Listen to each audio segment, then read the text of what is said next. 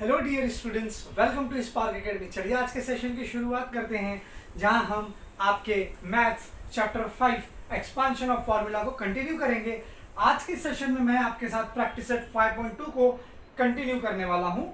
जैसा कि आप जानते हैं कि प्रैक्टिस सेट 5 में हमें एक नया फार्मूला एक्सपांशन किया था हमने, that is a plus B the whole cube which is equal to a का cube plus 3 into A square into B plus 3 into A into B square plus B cube.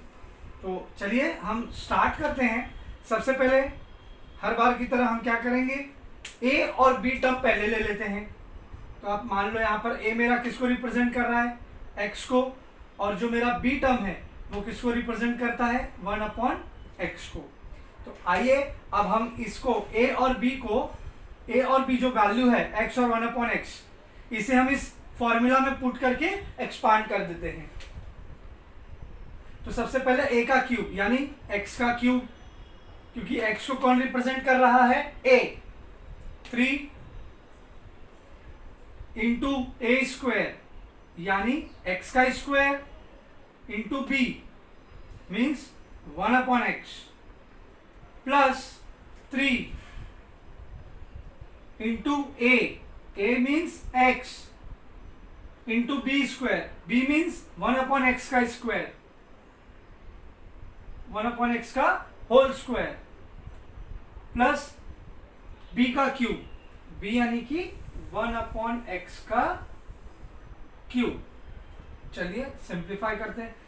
x का cube x cube होगा plus, अब आप यहां पर देखिए x का square है, x का स्क्वायर का मतलब क्या होता है बेटा, कि यहां पर x का x इंटू एक्स 2 टाइम्स आया होगा।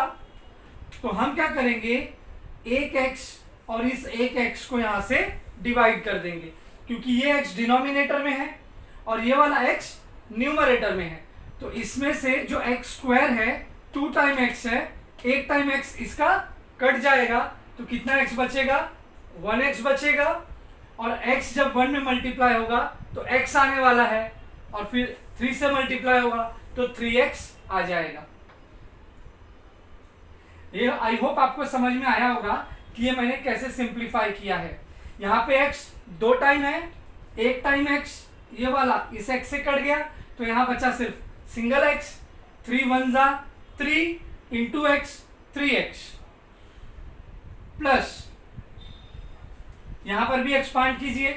अब इसको जब आप एक्सपांड करोगे तो ये कैसे आएगा, 1 का स्क्वायर क्या होता है बेटा, 1 होता है, और x का स्क्वायर क्या होगा, x स्क्वायर। अब आप यहां देखिए, मैं इसको यहीं पे एक्सपांड कर देता हूं, मेरा टाइम बच जाएगा। 1 का स्क्वायर 1 और x का स्क्वायर x स्क्वायर आ जाएगा। अब आप देखिए यहाँ पे न्यूमरेटर में फिर से x मिला, वो कट जाएगा डिनोमिनेटर वाले x से, क्योंकि डिनोमिनेटर में इस बार कितना x है, 2x है। जैसे हम न्यूमरेटर में 2x था, अब डिनोमिनेटर में 2x है। क्यों यहाँ पे न्यूमरेटर में है, यहाँ डिनोमिनेटर में, क्योंकि यहाँ पर a स्क्वायर था बेटा, देखो ना, और यहाँ पर b स्क्वायर है, तो इसलिए b वाले टर्म का स्क्वायर लिया। यहाँ पर भी वही होगा, न्यूमरेटर डिनोमिनेटर से डिवाइड हो जाएगा, तो यहाँ 3 1 जा 3 और डिनोमिनेटर में बचेगा 1x यानी 3/x प्लस 1 का क्यूब 1 होता है, x का क्यूब x क्यूब होगा। और इस तरीके से आपका ये इक्वेशन जो है सिंप्लीफाई हो गया। So please take the screenshot so that we can move for the next question. आपको बेटा करना क्या है, हर बार a और b की वैल्यू चेंज कर देनी है, इक्वेशन को ध्यान में रखते हुए। यहां पर इक्वेशन है 2m प्लस 1/5, तो ये जो 2m है ये आपका हो जाएगा a, और जो सेकेंड वाला टर्म है वो हो जाएगा आपका b, और वो है आपका 1/5। तो बहुत बढ़िया, सिंपल है। फिर से वही मेथड करेंगे, a का क्यूब यानी कि a किसे रिप्रेजेंट करता है, 2m को, सो 2m का whole cube plus 3 into A square, A यानी 2m का square, into B, B means 1/5 plus 3 into A means 2m into B square, B means 1/5 का स्क्वायर प्लस बी का cube यानी 1/5 का क्यूब। चलिए अब इसे सिंप्लीफाई करते हैं। 2 का पहले क्यूब बताओ, 2m का होल क्यूब है, 2 का क्यूब क्या होगा 8 और m का क्यूब m क्यूब। अब ये आ गया 8m क्यूब। बच्चे मिस्टेक कहाँ करते हैं, ये आपका 8m क्या है 2m है, हाँ तो बच्चे क्या करेंगे, जब 8m का क्यूब लेना है तो बच्चे कैसे लिखते हैं, यहां पर बच्चे इसे ऐसे लिखते हैं 2m क्यूब। बेटा गलत है। अब आप बोलोगे सर a जो है वो 2m को रिप्रेजेंट कर रहा है, तो मैंने a की जगह 2m लिख दिया, और चूंकि a के ऊपर क्यूब है तो 2m के ऊपर भी मैंने क्यूब लगा दिया, तो कैसे गलत हुआ बेटा, यहां पर a के पास ना एक कांस्टेंट टर्म भी है और एक वेरिएबल भी है, तो जब भी आप क्यूब लगाओगे ना a का, तो दोनों टर्म का क्यूब निकालना है। ये बात आप अच्छे से ध्यान में रखना।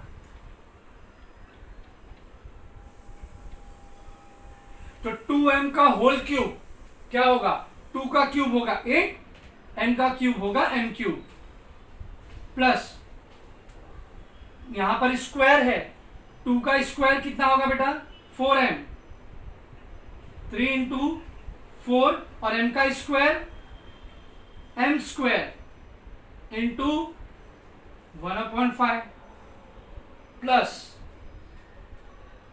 अब यहां पे मल्टीप्लाई होता है तो आप मल्टीप्लाई कर सकते हैं, 3 2 जा 6m इंटू 1 का स्क्वायर 1 और 5 का स्क्वायर 25 प्लस 1 का क्यूब 1, 5 का क्यूब 125।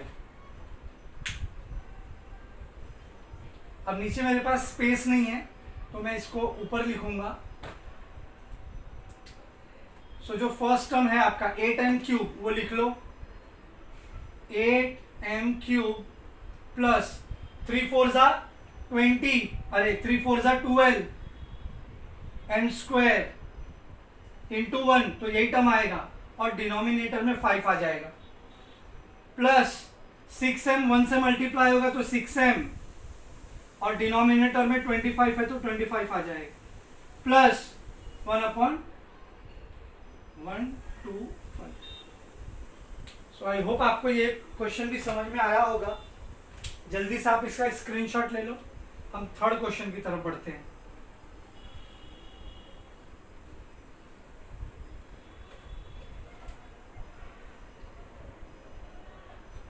ठीक है,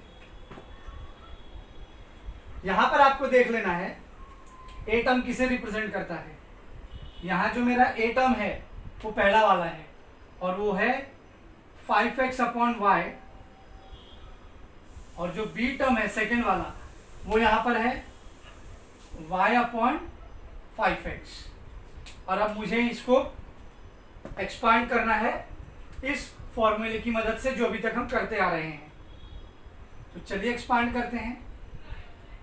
फर्स्ट टर्म का क्यूब और एक इसको रिप्रेजेंट करता है 5x/y का होल क्यूब प्लस 3 इंटू ए का स्क्वायर इंटू बी, बी यानी y/5x।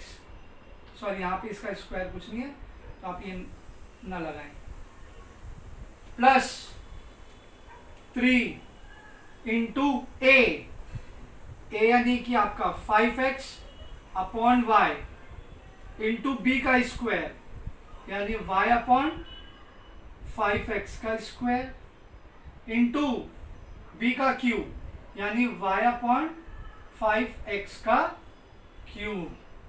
अब हम सबका ब्रैकेट ओपन करेंगे, सिंप्लीफाई करेंगे, जो डिनोमिनेटर और न्यूमरेटर में कट सकता है हम उसे काट देंगे। फाइव का क्यूब बेटा बताओ 125x का क्यूब आ जाएगा।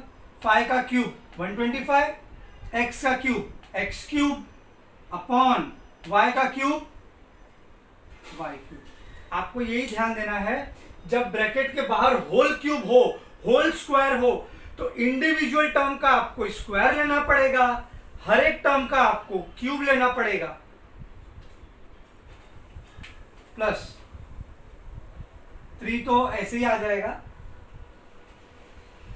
तो चलो स्क्वायर ले लेते हैं। अच्छा, स्क्वायर का मतलब क्या होता है कि ये दोनों टर्म यहां पे 2 बार हैं, एम आई राइट?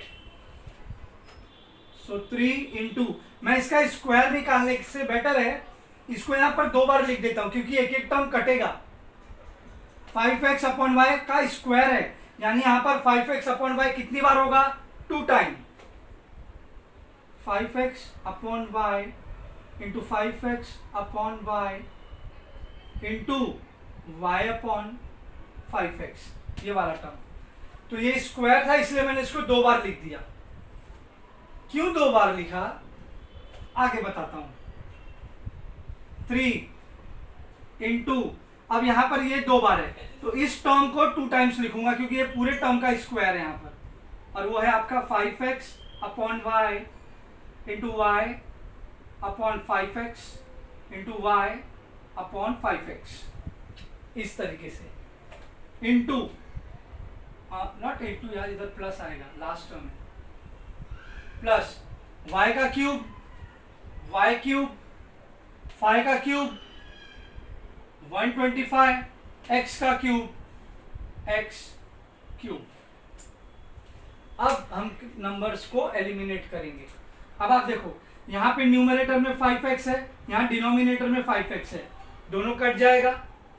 यहां डिनोमिनेटर में y है, यहां न्यूमरेटर में y है, यानी ये दोनों टर्म आपस में कट जाएंगे। यहां पर डिनोमिनेटर में 5x है, यहां न्यूमरेटर में 5x है, यहां डिनोमिनेटर में y है, यहां न्यूमरेटर में y है, और वो भी आपस में कट जाएंगे। तो अब जो नंबर आपको दिख रहा है बचा हुआ, उसे आप मल्टीप्लाई करके लिख दीजिए। तो कैसे लिखेंगे? पहला वाला टर्म और आखिरी वाला टर्म वो हमेशा ऐसे ही आता है, a क्यूब और b क्यूब हमेशा आपको एज इट इज लिख देना होता है, आई मीन क्यूब लेने के बाद। लेकिन जो सिंप्लीफाई होता है ना, यही दोनों टर्म होता है बेटा, इसी दोनों टर्म को सिंप्लीफाई करना पड़ता है। क्यों सिंप्लीफाई करना पड़ता है? क्योंकि यहाँ पर हमें स्क्वायर लेना होता है, उसके बाद 2 टर्म है, मल्टीप्लाई करो, फिर 3 भी है, उससे भी मल्टीप्लाई करो। तो first term as it is आ जाएगा 125x का क्यूब अपॉन y का क्यूब प्लस, अब इस पूरे टर्म में क्या बचा? 3 into A square into B में क्या बचा? सिर्फ यही दोनों टर्म बचे हैं, 3 इंटू 5x अपॉन वाई। तो लिख दो 3 5 15 x अपॉन वाई। हमेशा याद रखना बच्चों, मल्टीप्लिकेशन में नंबर आपस में मल्टीप्लाई हो सकते हैं, और वो होते ही हैं। तो 3 5 नंबर से मल्टीप्लाई होगा, हो गया 3 5 15, डिनोमिनेटर में y बच गया, प्लस अब यहां से क्या बचा? यहां से क्या बचा? इसमें से 3 बचा, और वो इंटू होगा y के साथ, और डिनोमिनेटर का 5x एज इट इज आ जाएगा। सो 3x अपॉन